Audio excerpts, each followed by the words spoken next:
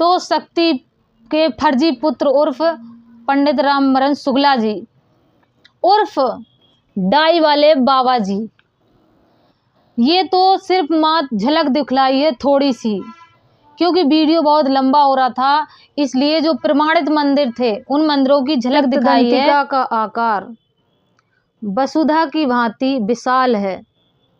उनके दोनों स्तन सुमेरु पर्वत के समान है। अब ये ऋषि देवी के स्तन देख रहे हैं। जैसे देवी उनके सामने आई और देवी को कुछ न होने दिखा, सिर्फ स्तन ही उनको दिखे। की जय। बंदी छोड़ कबीर साहेब की जय। बंदी छोड़ गरीबदास जी महाराज की जय। स्वामी रामदेवानंद जी महाराज की जय। बंदी छोड़ सतगुरु रामपाल जी महाराज की जय। सभी संतों की जय, सभी भक्तों की जय। सत साहिब। दंडवत गोविंद गुरु बंधु अभिजन सोए, पहले भये प्रणाम तिन, नमो जो आगे होय। गुरु को कीजिए दंडवत, कोटि कोटि प्रणाम, कीट न जाने भृंग को, गुरु कर लो आप समान। सत साहिब। बाप पूत की एक नारी, एक माए ब्याए, ऐसा पूत सपूत न देखा, जो बाप ही चीने धाए। बाप पुत्र की एक नारी, मतलब एक नारी है, वही बाप को ब्याई है, वही पुत्रों को ब्याई है। बाप पूत की एक नारी, एक माए ब्याए, वही नारी बाप से शादी कर रही है, वही पुत्र को ब्याई है। और ऐसा पूत सपूत न देखा, परमेश्वर कह रहे हैं कि ऐसा पूत, एक भी ऐसा पूत नहीं देखा, सपूत नहीं देखा, जो बाप ही चीने धाए, जो अपने बाप को चीनता हो, पहचानता हो, ऐसा एक भी सपूत नहीं देखा। परमेश्वर कबीर कहते हैं सूक्ष्म वेद की वाणी में, तीन पुत्र अष्टंगी जाए, ब्रह्मा विष्णु शिव नाम धराए। परमेश्वर कहते हैं कि अष्टंगी दुर्गा प्राकृति देवी ने तीन पुत्रों का जन्म दिया। अपनी कोख से गर्भ द्वारा तीन पुत्रों को जन्म दिया। उन तीनों पुत्रों के नाम ब्रह्मा विष्णु महेश रखे। उसके बाद उसी दुर्गा माँ ने तीन रूप बनाए और उन्हीं तीनों पुत्रों से शादी की। जैसा कि यहाँ वाणी में आया है, बाप पूत की एक नारी, एक माए ब्याए, तो एक ही नारी वही बाप की है, वही पुत्र की बनी। तीन रूप धर के तीनों पुत्रों से पहले शादी की। और ये ब्रह्मा विष्णु महेश जो तीनों पुत्र हैं, ये अपने बाप को नहीं पहचानते, अपने पिता को नहीं जानते हैं। जैसा कहा है, ऐसा पूत सपूत न देखा, जो बाप ही चीन्हे धाए, कि ऐसे तीनों पुत्र में से एक भी पुत्र ऐसा नहीं है जो बाप को पहचानता हो। अपने पिता को ये तीनों नहीं पहचानते, क्योंकि दुर्गा खुद नहीं बताती who is my husband. Durga नहीं बताती कि मेरा पति कौन है। कहीं कहीं पर ग्रंथों में, सदग्रंथों में आया है जहाँ दुर्गा ने बताया है कि माई हस्बैंड इज ब्रह्म, जहाँ दुर्गा ने बताया कि मेरा पति ब्रह्म है। अब यहाँ स्पष्ट हो गया कि ब्रह्मा विष्णु महेश के माता पिता कौन है। माता प्रकृति देवी दुर्गा हैं और पिता काल ब्रह्म है। अभी ब्रह्म अपनी जानकारी देते हुए गीता में कहता है, जो गीता का ज्ञानदाता है काल ब्रह्म, ये यही है। वो अर्जुन से कहता है गीता में अध्याय नंबर 8 श्लोक नंबर 12 में, अर्जुन से कहता है कि ओम इति एक अक्षर ब्रह्म, कि मैं ब्रह्म हूँ और मुझे पाने का एक ही अक्षर है ओम, उसका जाप कर और उसी का चिंतन कर तो मुझे प्राप्त होगा। और फिर आगे अध्याय नंबर 9 श्लोक नंबर 8 में कहता है कि मैं प्राकृति का अर्थ होता है यहाँ पर दुर्गा, प्राकृति देवी का अर्थ होता है दुर्गा। कहता है कि मैं प्राकृति दुर्गा को अंगीकार करके, अपनी प्राकृति को अंगीकार करके स्वभाव के बल से परतंत्र हुए संपूर्ण भूत समुदाय को बार बार उनके कर्मों के अनुसार रचता हूँ। अब आगे गीता ज्ञानदाता काल ब्रह्म अपनी जानकारी देते हुए अर्जुन से खुद कहता है कि अर्जुन, मैं बड़ा हुआ काल हूँ।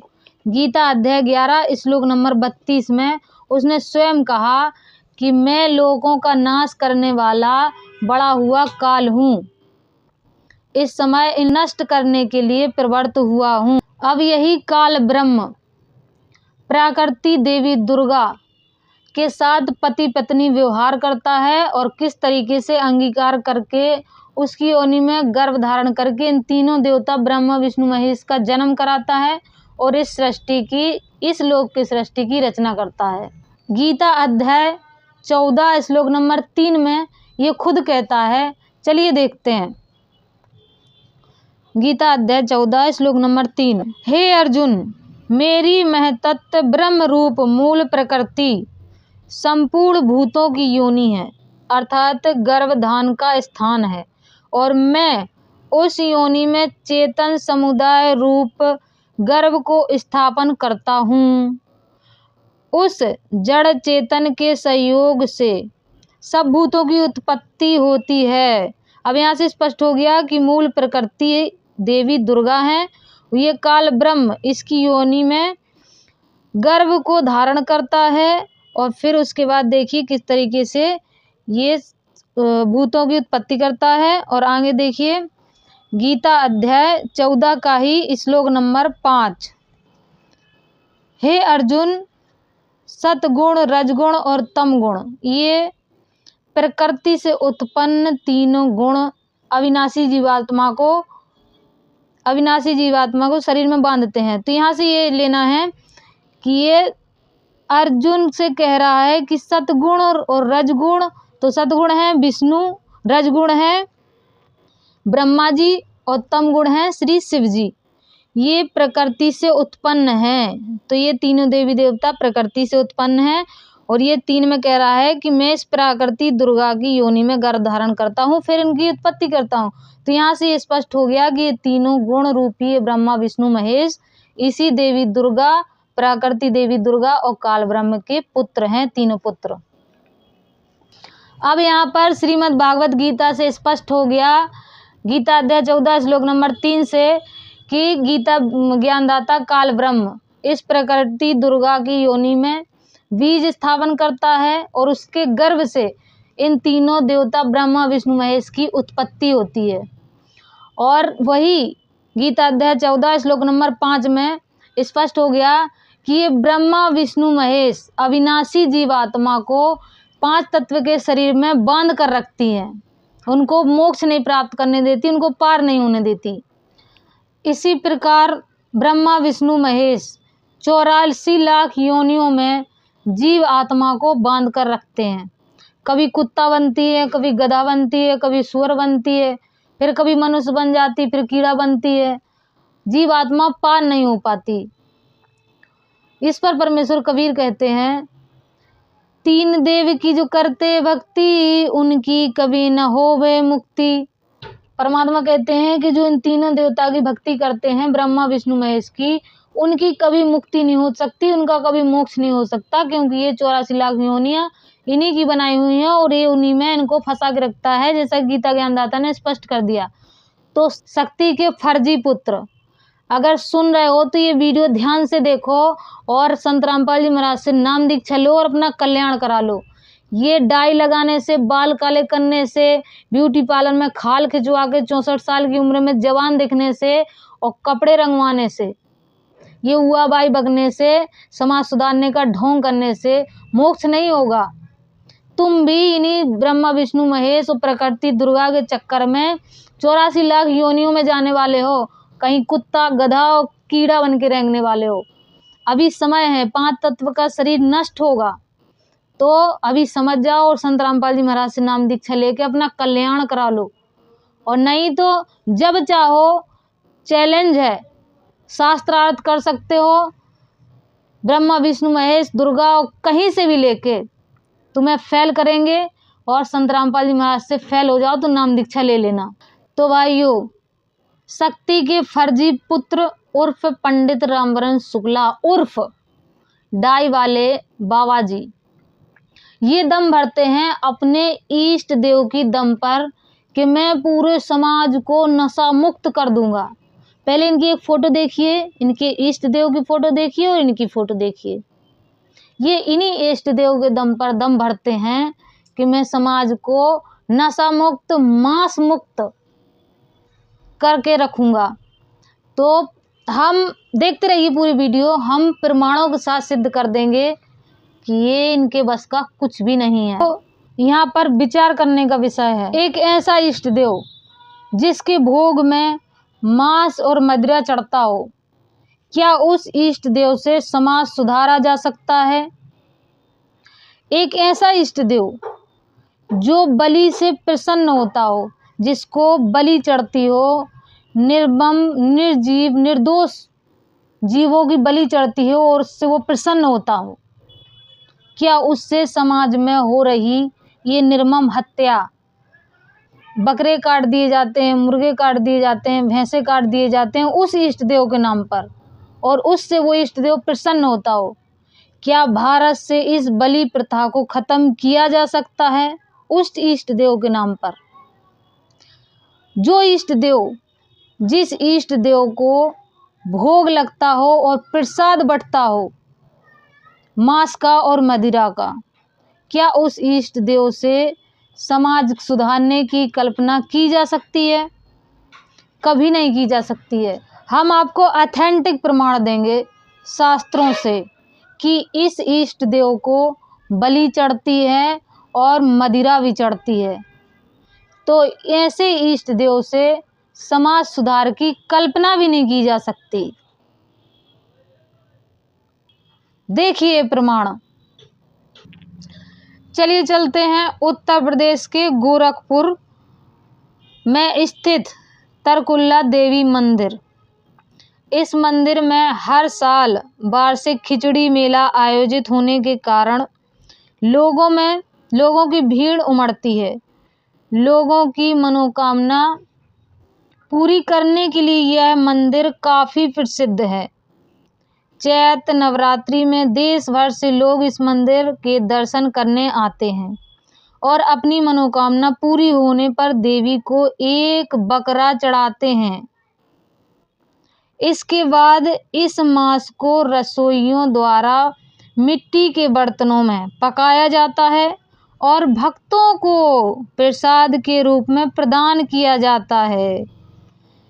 ये देखो, बकरे का मांस यहाँ चढ़ा जाता है, बकरे की बलि चढ़ाई जाती है और उसके बाद पकाया भी जाता है और फिर उसके बाद जो भगत वहाँ पर जाते हैं उन भक्तों को प्रसाद के रूप में बांटा भी जाता है। शक्ति के फर्जी पुत्र उर्फ पंडित रामबरन शुक्ला। देखते रहें प्रमाण, क्योंकि इन जिन मंदिरों का हम प्रमाण दे रहे हैं इन मंदिरों में भी जो मुख्य पुजारी हैं वो ब्राह्मण ही हैं जो ये मांस कटवाते हैं। देखिए दूसरा प्रमाण असम से है, कामाख्या मंदिर का। यह भारत के लोकप्रिय शक्ति पीठों में से एक है जहां तांत्रिक शक्तियों की तलाश करने वालों द्वारा मां कामाख्या की पूजा की जाती है। यह मंदिर असम के नीलाचल पहाड़ियों में स्थित है और प्राकृतिक सुंदरता से घिरा हुआ है। यहाँ 2 भोग बनाए गए हैं जो देवी को अर्पित किए जाते हैं। उनमें से एक शाकाहारी है जबकि दूसरा मांसाहारी भोजन है। हैरानी की बात यह है कि दोनों भोग बिना प्याज और लहसुन के बनाए जाते हैं। मांसाहारी भोग बकरी के मांस से बनाया जाता है, बकरी के मांस से, जिसे मां कामाख्या को चढ़ाया जाता है और फिर पकाया जाता है। मतलब उसके आगे बलि चढ़ाई जाती है, मां कामाख्या के आगे बलि चढ़ाते हैं, उसके बाद उसको पकाते हैं। साथ ही कभी कभी चटनी के रूप में मछली बनाई जाती है और मछली भी उनको चढ़ती है जाती है और उन्हें दोपहर 1 बजे से 2 बजे के बीच देवी को चढ़ाया जाता है और जिस समय यह भोग लगाया जाता है मंदिर के मुख्य दरवाजे बंद रहते हैं। मछली दक्षिणेश्वर काली मंदिर पश्चिम बंगाल। यह एक और शक्तिपीठ है जो देवी दुर्गा के भक्तों के बीच काफ़ी प्रसिद्ध है। इस मंदिर में देवी को भोग में मछली की पेशकश की जाती है जिसे बाद में देवी काली की पूजा करने वाले भक्तों को वितरण किया जाता है। अब ये मछली का भोग लगाने वाले देवी के मंदिर में भी ब्राह्मण ही हैं। शक्ति के फर्जी पुत्र उर्फ रामबरन शुक्ला पंडित जी, डाई वाले बाबा जी, एक बार फिर से प्रमाण देखो कि किस तरीके से मांस तुम्हारे इष्ट को चढ़ता है और वो प्रसन्नता रूप से उसे स्वीकार करती हैं और लोगों में बंटवाती भी हैं। मछली और मटन। बिमला मंदिर उड़ीसा, यह अपने आप में काफ़ी दिलचस्प कहानी है, जहाँ देवी बिमला दुर्गा का एक अवतार को दुर्गा पूजा के दौरान मांस और मछली की पेशकश की जाती है। यह मंदिर पूरी उड़ीसा में जगन्नाथ मंदिर परिसर के भीतर स्थित है और इसे शक्तिपीठों में से एक माना जाता है। दुर्गा पूजा उत्सव के दौरान पवित्र मारकंडा मंदिर के तालाब से मछलियां पकाई जाती हैं। तालाब से मछलियां ली जाती हैं और फिर उन मछलियों को पकाया जाता है। और कौन पकाता है? जो वहाँ के पुजारी ब्राह्मण हैं वही पकाते हैं और देवी बिमला को अर्पित की जाती हैं। इतना ही नहीं, भोर से पहले इन दिनों के दौरान बलिदान की जाने वाली बकरी को पकाया जाता है। अब यहाँ पर सुबह सुबह बकरी को भी यहाँ पर बलि के रूप में मार दिया जाता है और बलि चढ़ाई जाती है, फिर उसको पका दिया जाता है और उसे चढ़ाया जाता है। पकाया जाता है फिर उसको चढ़ाया जाता है। इन दोनों व्यंजकों को फिर उन लोगों को, अब ये व्यंजन हैं, मांस, मछली का मांस और बकरी का मांस, ये व्यंजन हैं दुर्गा के। इन दोनों व्यंजनों को फिर उन लोगों में बिमला परूसा या प्रसाद के रूप में वितरण किया जाता है। अब यहाँ पर माँ दुर्गा भी खा रही हैं मछली का और बकरे को, माँ दुर्गा भी खा रही हैं और अपने अनुयायियों को भी खिला रही हैं। वहाँ प्रसाद में भी बट रहा है। तो जो स्वयं खाती हो, जो स्वयं देवी दुर्गा प्रसाद के रूप में बकरा खाती हो और लोगों में प्रसाद के रूप में बंटवाती हो, उससे क्या मांस छूट सकता है? बलि छूट सकती है संसार से? कभी नहीं। तो शक्ति के फर्जी पुत्र उर्फ पंडित रामबरन शुक्ला जी उर्फ डाई वाले बाबा जी, ये तो सिर्फ माँ झलक दिखलाई है थोड़ी सी, क्योंकि वीडियो बहुत लंबा हो रहा था, इसलिए जो प्रमाणित मंदिर थे उन मंदिरों की झलक दिखाई है, जो आप खुद नेट पर सर्च करके उनको देख सकते हैं। भारत में इतने मंदिर हैं जितने तुम्हारी खोपड़ी में बाल नहीं है। इतने मंदिर हैं जहाँ पर बकरों की, मुर्गों की, भैंसों की बलि चढ़ रही है और लोग उनको पका के खा जाते हैं। छोटी सी मड़िया बना लेते हैं और बलि चढ़ा देते हैं और उसको पका के खा जाते हैं। और उन मंदिरों में ब्राह्मण ही होते हैं जो ये बलि चढ़वाते हैं, और आप भी एक ब्राह्मण ही हैं। पहले आप अपने ही ब्राह्मण भाइयों को सुधारिए, फिर पूरे समाज को सुधारने की बात करिएगा। तथापि वे संसार की स्थिति, जन्म मरण की परंपरा बनाए रखने वाली भगवती महामाया के, अब ये जन्म मरण की परंपरा बनाए रखने वाली ये भगवती महामाया है। अब यहाँ से क्लियर हो गया कि ये जन्म मरण की परंपरा बनाए रखने वाली ये भगवती महामाया है और इसकी भक्ति करने वालों का मोक्ष असंभव है, क्योंकि ये स्वयं ही जन्म मरण की परंपरा बनाए हैं और इनसे ब्रह्मा विष्णु महेश के भक्तों का मोक्ष तो संभव ही नहीं, क्यों दांत सभी रक्त वर्ण के हैं, इसलिए वे रक्त दंतिका कहलाती हैं और अत्यंत भयानक दिखाई देती हैं। अब ये देवी जी का स्वरूप एकदम अत्यंत भयानक रूप है।